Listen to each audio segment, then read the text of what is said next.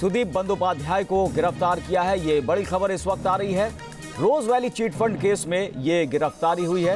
आपको बता दें कि आज सीबीआई ने पूछताछ के लिए बुलाया था सुदीप बंदोपाध्याय को और सुबह से ही पूछताछ चल रही थी।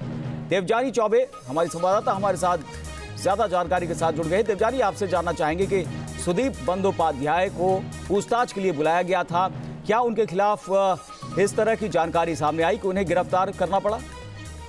देखिए, सुदीप बंदोपाध्याय के खिलाफ रोज वैली जो चिटफंड कंपनी है जिसकी जांच सीबीआई कर रही है, उसके साथ जो वो जुड़े हुए थे कई सालों से और गैर कानूनी तरीकों से पैसे उन्होंने लिए थे रोज वैली से। इस तरह के आरोप उनके ऊपर लगे थे और आज उन्हें उनसे पूछताछ की गई और अभी जो खबर मिल रही है उन्हें गिरफ्तार कर लिया गया है। और ममता बनर्जी जो तृणमूल कांग्रेस चीफ है, उन्होंने थोड़ी देर पहले पत्रकारों से बताया है कि कल से वो लगातार धरने पे बैठेंगी और दिल्ली और साथ ही पश्चिम बंगाल में ये धरना होगा। और उन्होंने ममता बनर्जी ने ये तक डिमांड कर दिया है कि प्रधानमंत्री और अमित शाह दोनों की गिरफ्तारी होनी चाहिए, क्योंकि ये बदले की राजनीति भारतीय जनता पार्टी कर रही है तृणमूल कांग्रेस के खिलाफ, क्योंकि तृणमूल कांग्रेस ने नोटबंदी के खिलाफ सबसे बड़ा विरोध प्रदर्शन देश भर में किया था।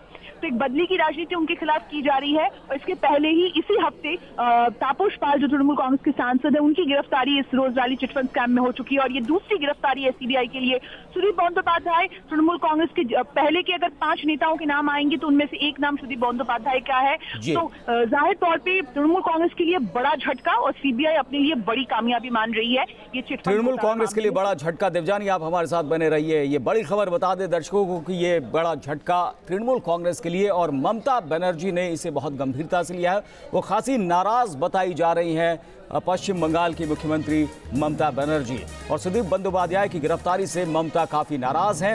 ममता ने टीएमसी संसदीय दल की आपात बैठक बुलाई है इस सिलसिले में और ये भी कहा है कि बदले की भावना से सरकार काम कर रही है।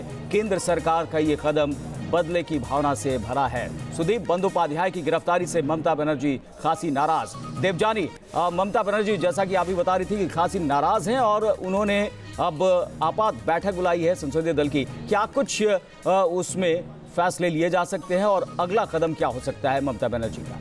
देखिए, तृणमूल कांग्रेस ने नोटबंदी के बाद ममता बनर्जी बार बार दिल्ली गई, कभी राहुल गांधी कभी अरविंद केजरीवाल के साथ नजर आई और भारतीय जनता पार्टी के खिलाफ जो एक मोर्चा बन सकता था, जिसको कभी लेफ्ट लीड करता था, जिसे बार बार थर्ड फ्रंट के नाम से जाना जाता है राजनीति की गलियारों में, उसको उन्होंने लीड करने की कोशिश की है। तो अब जब पूरी ये जो शारदा चिटफंड स्कैम हुआ था, उसके बाद अब रोज वैली समेत 16 चिटफंड कंपनियां ऐसी हैं जिसकी जांच शुरू हुई है।